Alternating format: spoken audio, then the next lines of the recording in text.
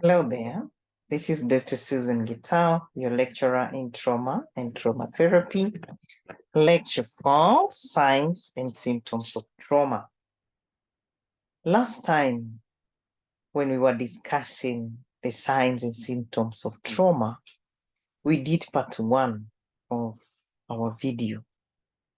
And this is also a very significant video that I would call part 2 of our video session in lecture 4. And it will, in most cases, focus on one area that is very significant in the understanding of trauma and how trauma ends up making us know something has changed. And we talked about the avoidance signs. We talked about the behavioral signs. We talked about how trauma affects us in our personal lives, career life, family life, home life, in totality. But maybe more important to focus on is how you can tell, even when it's not visible. That's what we call about the symptoms.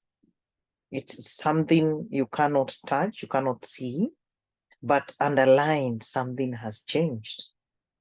And that is why I would want in this part 2, we basically go deeper into how trauma and brain relate during that particular period. The three-parted brain here I will discuss. I call the first brain part the lizard brain.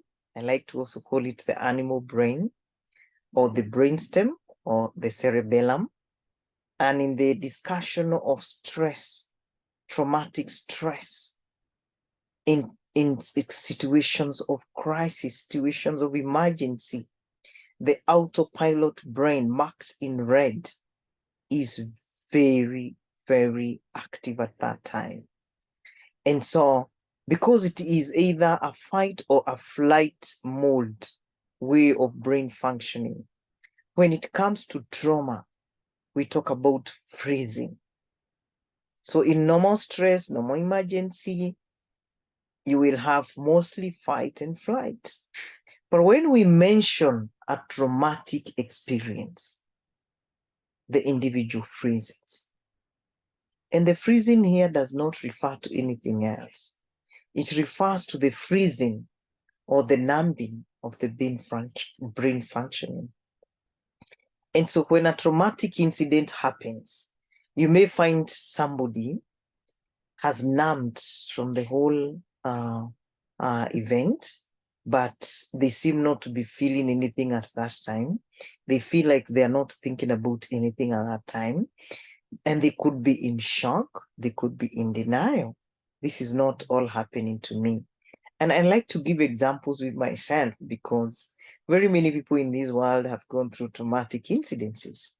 And there is this one particular time that my friend and I were attacked by 5 robbers at gunpoint. And so the first time I saw the gun point at me like this, I thought it was a movie. Some of the movies I used to watch when I was young, Chuck Norris movies. But then again, something clicked to me. This is actually not Chuck Norris movie. This is me. And this is a gun. And this person is an enemy. Anytime they can pull the trigger, I'm gone. And at that particular moment, that reality that this gun, if triggered, I could die, I guess it was very deep kind of denial. And that immediately, the brain sends a signal. So at that time, I could not run away. At that time, I could not fight. And I guess I froze. And it's not the whole part of me that froze. There was a part of me that took a different direction altogether. How did I survive at that moment? I survived in a manner that up to today, when I look at what happened, I looked at see if I have calmed down, my voice changed, but there is something that was not tangible, but I tasted it, I felt it. that got into my mouth, and there was really nothing physical. And I swallowed that, and it went and settled, not on my upper stomach, the one for food, but settled in the lower abdomen. And everything about me changed. The tone, the words I was using to these people. But it looked as if I was cooperating. It looked as if I was with them. But I believe now that was autopilot brain working. Because soon after that, I got very serious. Physical issues, emotional issues, and I had to keep seeing a doctor one day after another without knowing the connection was between the brain and my behavior and what followed. And not until after 6 months when the doctor got very tired of giving me medication, hormonal balancing medication, what we call hormonal replacement therapy, and things were not working, he asked me whether I go through some abuse at home. I told him no. It hadn't really clicked to me. So when I am also teaching about trauma and the brain, even from my own experience, this happens. The brain can seem to just operate on another level. Things seem to be working, but ideally you are depersonalized. So the autopilot brain can be going on. It's just like the way you can have the auto cars and even the ones we have for children. So even the brain, that is the autopilot brain. And for a while, it can bring some sanity because it makes you live like you are two in one until the reality hits. The mammal brain, this is the seat of emotions, memories, habits, and attachments. And the limbic system, the seat of emotions. You may find somebody who used to be very stable emotionally. Now they have gotten into this traumatic experience. And from there going forward, this person who used to be a happy person, a joyful person, a peaceful person, all of a sudden becomes very irritable. This person becomes very edgy. This person can become overwhelmingly sad. This person can start losing taste of life. This person can form habits they never had before. For example, because the reminder of the trauma induces these negative feelings. And so the person who was never maybe taking alcohol, abusing other types of drugs, starts doing that. Someone who was not avoiding people, because now with any trigger, negative feelings come in. The limbic system is activated negatively. So this person might form totally new habit. I have seen people, survivors of rape, becoming obsessive, compulsively involved and indulged in cleanliness, even other behaviors of washing their hands, and it's in a very compulsive, obsessive manner. And so the limbic system is also fractured during traumatic experiences. What about attachments? You can imagine if it's a particular gender or a particular person or a representation symbolically of whatever may be traumatized you. Like I have seen people who may not want to attach with men. Maybe the abuse somebody went through, it was perpetrated by a man. And so any attachment towards men becomes fractured and cut off. And it can also be the reverse. It can also be particular people in the workplace. It can be your boss. Maybe they betrayed you, maybe something happened. And every time the word boss is mentioned, or anytime you see someone who looks like your boss, emotionally, immediately, you are affected. And that is why the DSM-5, when it was revised in 2013, trauma was set apart from other stressors. And they basically added a cluster of signs and symptoms, D, where they were looking at the recurrent negative thoughts and emotions. And so I pick emotions. That since the incident happened, the emotions, even if someone is happy, So for a short time, the negative emotions set in. And so somebody's life looks like it's ever a distressing life. And so when you go see a doctor, if you don't share with them about your trauma narrative, what happened to you, they may treat you the same way they would treat someone who has depression. And maybe one day it might be discovered it's not that you had clinical depression. You basically went through a traumatic incident that changed your emotional well-being. I am not saying the autopilot brain, the mammal brain, were placed there not to protect you, not to be used by you. Because there are times autopilot brain has saved people from maybe harm, danger.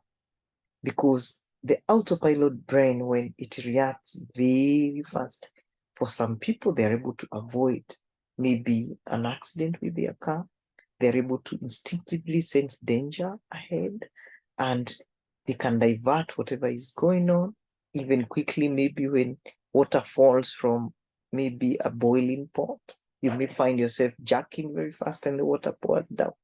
So there are times the autopilot brain, in its own way, can protect us, even in some traumatic incidents. I want to imagine when I look at my incidents, even if I got problems later, maybe that time, if I was very good with trauma, with high level awareness, I would have gotten psychological debriefing immediately. That we are going to discuss later, but it reduces development of severe psychological signs and symptoms. But I did not know. But even at that time, when I felt and I sensed like I have swallowed something, I could tell the texture is like the yolk of an egg and it has gone down, and then everything else changed.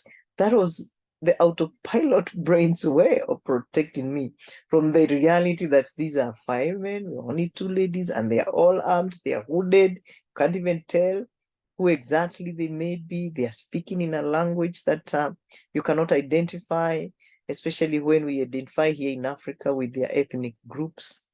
It was not easy. But at that time, I was set.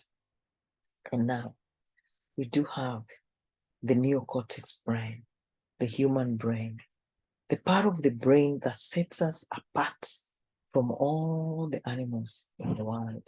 Maybe the primates that get close to us here are actually the family of the primates, called the monkeys, the baboons, the bonobos. Yeah, and they still don't come close to us as such.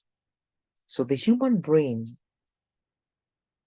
is the one that is responsible for language construction, what to say, when to say, how to say it, speech, abstract thinking, where you can be able to think beyond what you can see, try to process some thoughts and some maybe faces or some concepts, imagination, consciousness, reasoning, and rationalizing. Now, during a traumatic event, this can be very destructive. Someone who's been known to be very smart breaks down because the only thing they can do at that particular moment is not think. They can't think straight. They can't think about a way out. And this is very sad, because when some people recall how they reacted during the traumatic event, they always imagine, maybe I could have done better. And so it takes them back to fractured mammal brain, feeling guilty. And when they feel guilty about the incident, any trigger can also take them back to the lizard brain, where automatically you may think of harming yourself and you feel stuck. You feel head there and you can't move.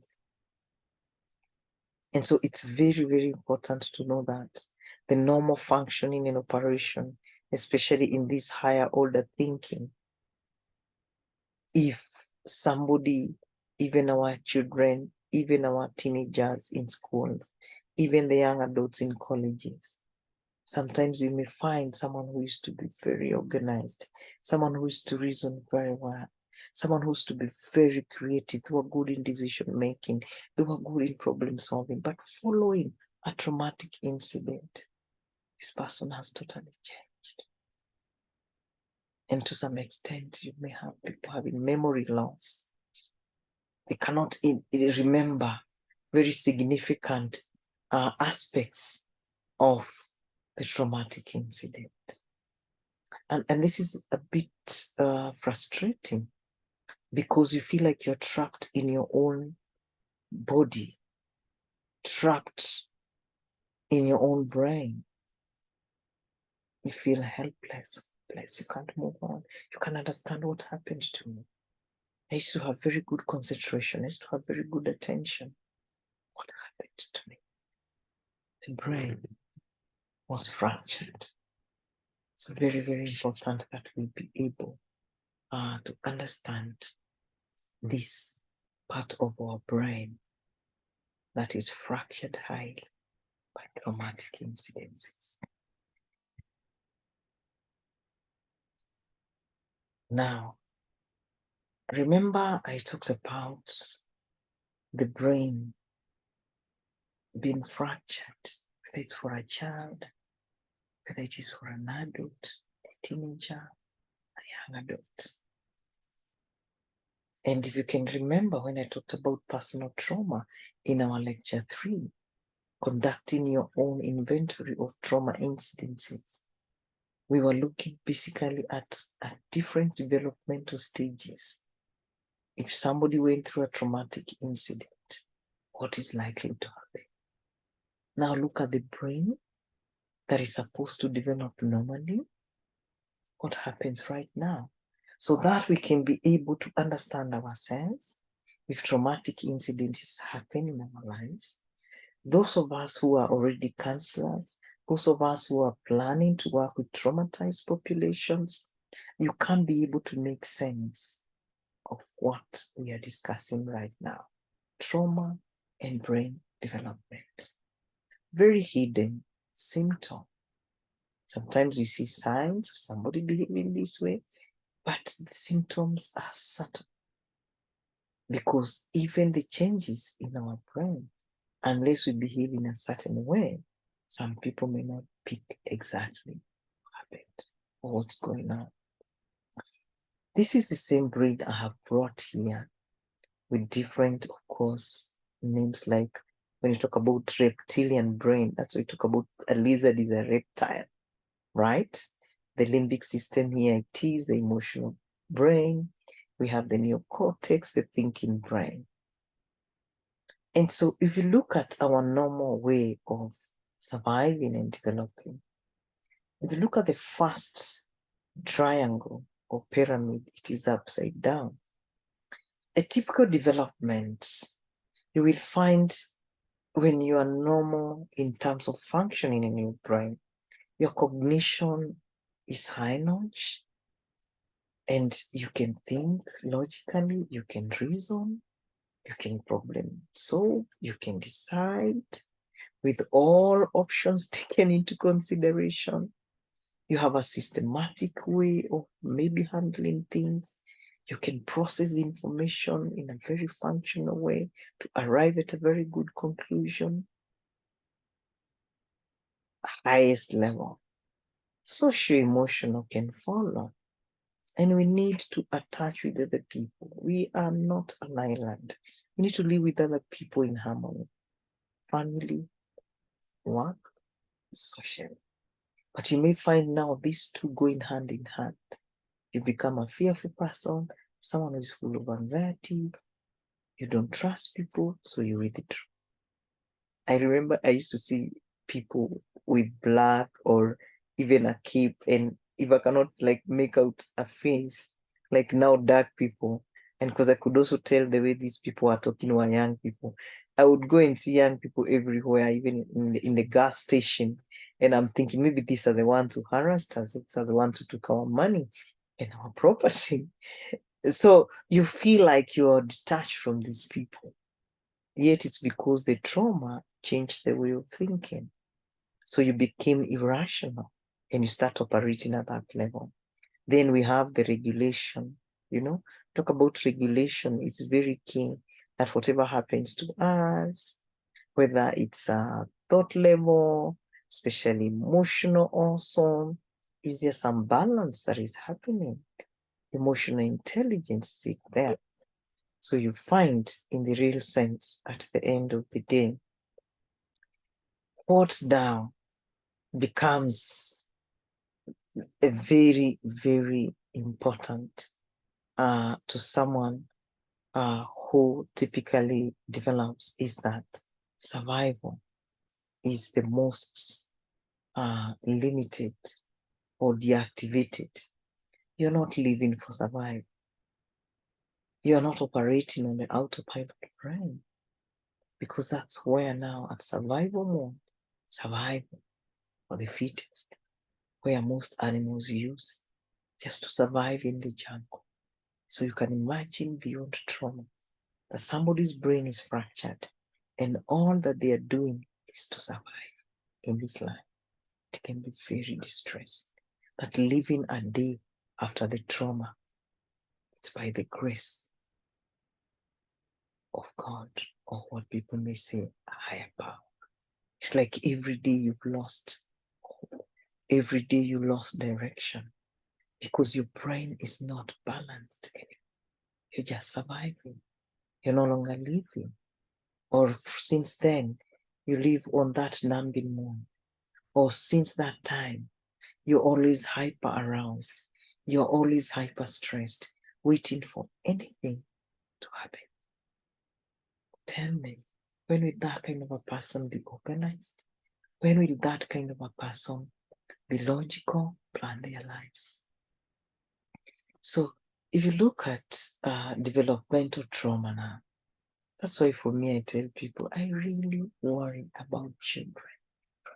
Because if trauma happens when they are very young and nothing is done, no trauma healing, no trauma treatment, no trauma recovery, no psychological debriefing was done, and this child grows.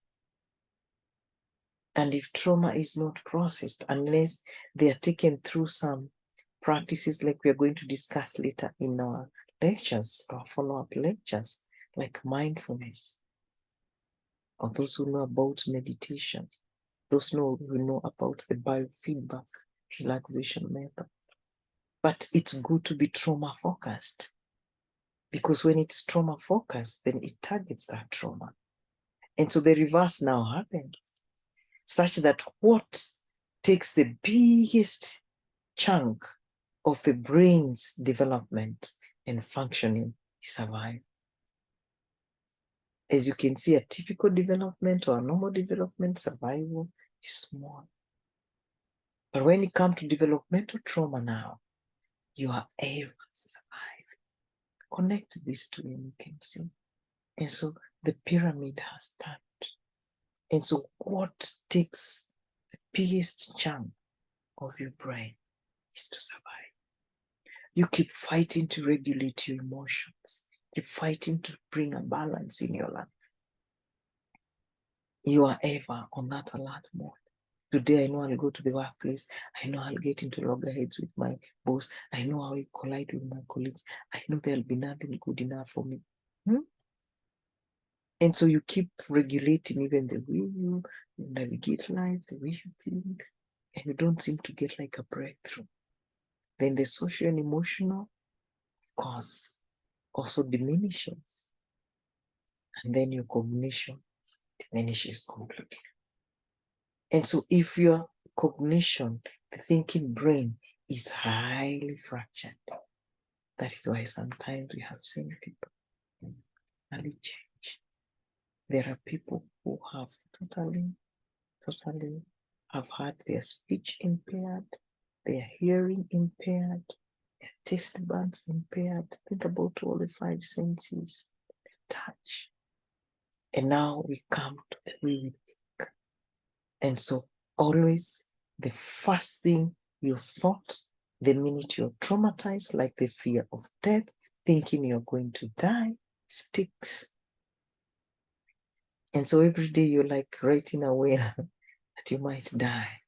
Every day, all that is on your mind is something you always see as very dangerous.